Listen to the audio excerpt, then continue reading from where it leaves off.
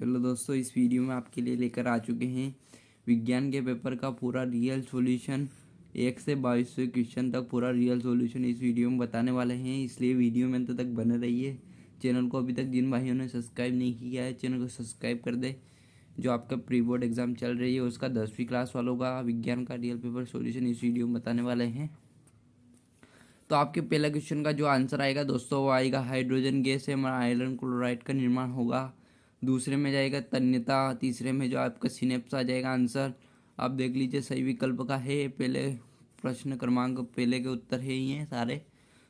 पाँचवें में आपके अमीटर आ जाएगा। छठे में घास बकरी तथा मानव आ जाएगा। सातवें में वन।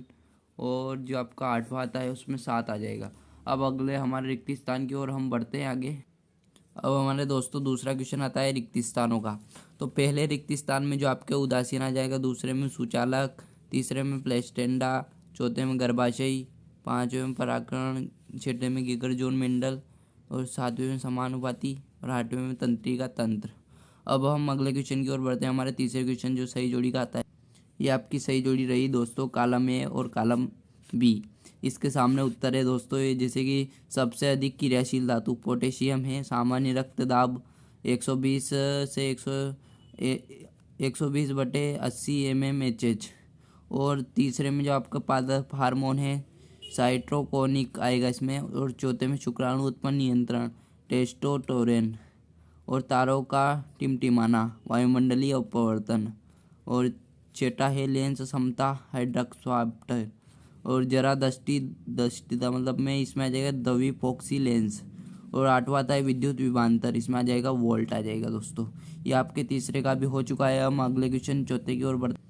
ये हमारे चौथे मतलब एक वाक्य में उत्तर के क्वेश्चन आंसर आते हैं मतलब शुद्ध जल का पीएच मान 7 होगा। 7 होता है शुद्ध जल का पीएच मान दोस्तों। अब आता है हमारे ग वाला मतलब दूसरा एक वाक्य के उत्तर का। तो दूसरे में विलियन आ जाएगा। तीसरे में क्लोरोफिल आ जाएगा। चौथे में निषेचन आ जाएगा। पांचवे का देखते हैं दोस्तों। पांचवे में हमारे XY आ जाएगा। और जो आपके छठे का उत्तर है वो 1/F बराबर 1/V माइनस 1/U। और सातवें में अपवर्तन लेंस आ जाएगा। और आठवें में ओम आ जाएगा। अब हमारा क्वेश्चन आता है अगला पांचवा क्वेश्चन। तो यह रहा आपका पांचवा क्वेश्चन दोस्तों। इसका अथवा वाला क्या है दोस्तों? अथवा तो तेल एवं वसायुक्त खाद्य सामग्री वायुमंडल ऑक्सीकरण के संपर्क में अधिक समय तक रहने पर उपचयित होकर अपना स्वाद एवं गंध बदलकर विक्रगंधी हो जाती है। इसलिए इसका नाइट्रोजन जैसे कम सक्रिय गैसों में प्रभावित किया जाता है। तो ये पांचों का उत्तर हो चुका है आपके विज्ञान के पेपर का 10वीं वालों का। अब छठे क्वेश्चन की ओर बढ़ते हैं। छठा क्वेश्चन हमारे क्या आता है दोस्तों? छठा क्वेश्चन हमारा आता है जब किसी, इसका आंसर है छठे क्वेश्चन का। तो जब किसी धातु जैसे कि जस्ता आदि का पारे का लेप कर दिया जाता है तो वह धातु पारे में मिलकर पारे की मिश्र धातु बनती है, जैसे अमलगम कहते हैं। अमलगम किसे कहते हैं पूछ रहा है छठे क्वेश्चन में, तो उसका आंसर ये रहा दोस्तों। अब हमारा सातवां क्वेश्चन आता है मेंडलीव आवर्त सारणी के 2 गुण लिखिए। तो मेंडलीव आवर्त सारणी में तत्वों के उनके बढ़ते हुए परमाणु भारों की कम क्षैतिज पंक्तियाँ तथा ऊर्ध्वाधर खानों में रखा गया है। क्षैतिज पंक्तियों का आवर्त तथा ऊर्ध्वाधर खानों को समूह कहा जाता है। अब हमारा आठवां क्वेश्चन आता है दोस्तों। आठवां क्वेश्चन हमारा क्या आता है? धमनी और शिरा में कोई 2 अंतर लिखिए। तो हमने 3 अंतर इसमें लिख रखे हैं, तो आप कोई भी 2 अंतर लिख सकते हो दोस्तों। तो पहला अंतर आता है हमारे, इसकी दीवारें मोटी मसाल तथा इलास्टिक लचीली होती है। इसकी दीवारें पतली बिना लचक वाली होती है। दूसरा आता है इसमें ल्यूमेन सक्रिय होता है, इसमें ल्यूमेन चौड़ा होता है। इसमें कपाट नहीं पाए जाते, इसमें कपाट पाए जाते हैं। अब हमारा 9वें क्वेश्चन की ओर हम बढ़ते हैं। हमारा 9वां क्वेश्चन आता है दोस्तों, इसका उत्तर है 9वां क्वेश्चन का ये दोस्तों। तो जब पौधे में किसी भी अंग में नया पौधा तैयार हो उसे कायिक प्रवर्धन कहते हैं। कायिक प्रवर्धन अलैंगिक जनन ही होता है। प्राकृतिक कायिक जनन पौधे की जड़, तना अथवा पत्ती से ही हो सकता है। ये इसका 9वें का उत्तर हो चुका है दोस्तों। अब अगले क्वेश्चन 10वीं की ओर हम उत्तर देखते हैं उसका। 10वें का क्वेश्चन क्या आता है कि बच्चों में मानव लिंग का निर्धारण कैसे होता है? तो मानवों में लिंग निर्धारण विशेष लिंग गुण सूत्रों के आधार पर होता है। निषेचन क्रिया में यदि पुरुष का एक्स लिंग सूत्र स्त्री के एक्स लिंग गुणसूत्र से मिलता है तो इससे एक्स एक्स जोड़ा बनेगा, अतः संतान लड़की के रूप में होगी। जब पुरुष का वाई लिंग गुणसूत्र स्त्री के लिंग गुणसूत्र से मिलकर निषेचन करेगा तो एक्स वाई बनेगा। तो ये 10वीं का उत्तर हो चुका है दोस्तों आपके। अब अगला क्वेश्चन आता है हमारे 11वां क्वेश्चन। तो हम 11वें क्वेश्चन का उत्तर देख लेते हैं। परावर्तन के नियम पूछ रहा है दोस्तों। तो पहला परावर्तन का नियम दोस्तों, आपतित किरण, परावर्तित किरण तथा अभिलंब तीनों तल में होते हैं। अब दूसरा नियम है इसका, आपतन कोण परावर्तन कोण के बराबर होता है। अब हमारे 12वें क्वेश्चन के ओम 12वां क्वेश्चन आता है हमारे दोस्तों, ओम का नियम पूछ रहा है। ओम का नियम, तो ओम के नियम के अनुसार यदि भौतिक अवस्थाओं निहित रखी जाए, किसी भी प्रतिरोधक के सिरे के बीच उत्पन्न विभवांतर और प्रभावित धाराओं के समानुपाती हो तो आर को युक्ति का प्रतिरोध कहा जाता है। इसका एक मात्रक ओम है। तो ओम का ये सूत्र है V बराबर आई आर। तो ये लिख लीजिए आप। 12वें क्वेश्चन का आप स्क्रीनशॉट ले सकते हो दोस्तों। अब 13वें क्वेश्चन की ओर बढ़ते हैं हम।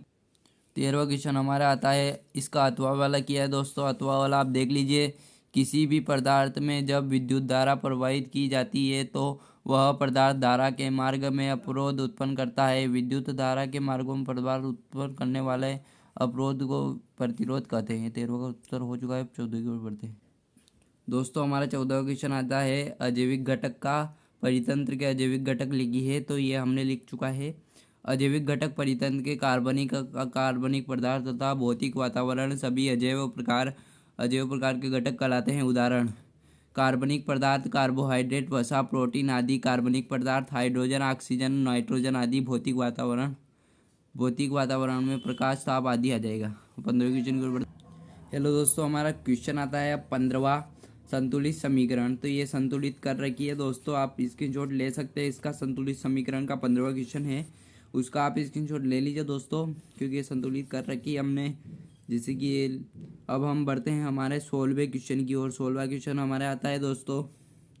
16वां क्वेश्चन, सूर्योदय के समय सूर्य आने वाली प्रकाश किरणों के वायुमंडल में वायु की मोटी परतों से गुजरना पड़ता है।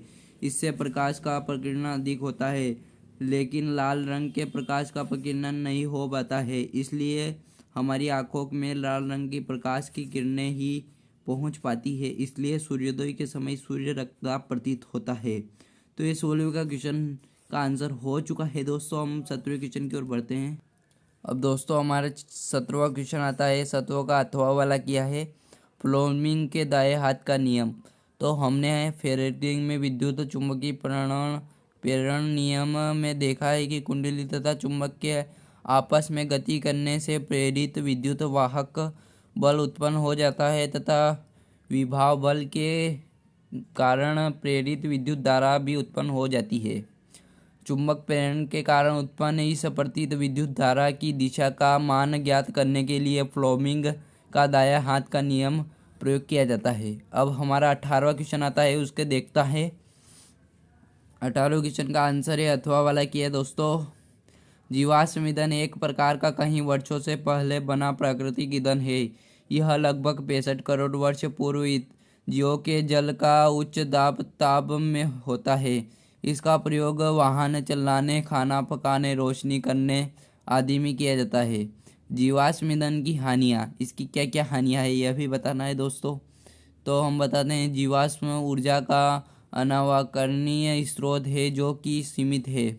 दूसरा है, इसके ज्वलन से कार्बन, नाइट्रोजन और सल्फर के ऑक्साइड उत्पन्न होते हैं जो कि स्वास्थ्य के लिए हानिकारक होते हैं, जो जल में भूमि संसाधन पर भी बुरा प्रभाव डालते हैं। तो ये आपके क्वेश्चन हो चुके हैं पूरे दोस्तों।